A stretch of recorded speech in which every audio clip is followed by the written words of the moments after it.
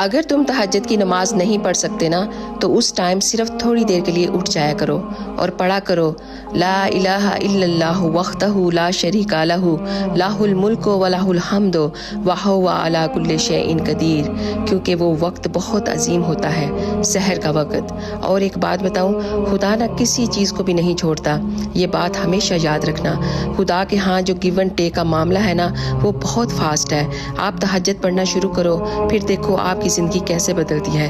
ایک روایت میں آتا ہے کہ اگر آپ دنیا چاہتے ہو تو تہجد پڑھا کرو، دین چاہتے ہو تو تہجد پڑھا کرو، آخرت چاہتے ہو تو تہجد پڑھا کرو۔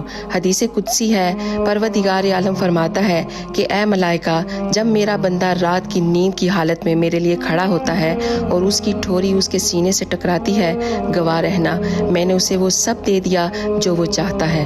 سبحان اللہ۔ اللہ تعالی ہم سب کو تہجد کی نماز پڑھنے کی توفیق عطا فرمائے۔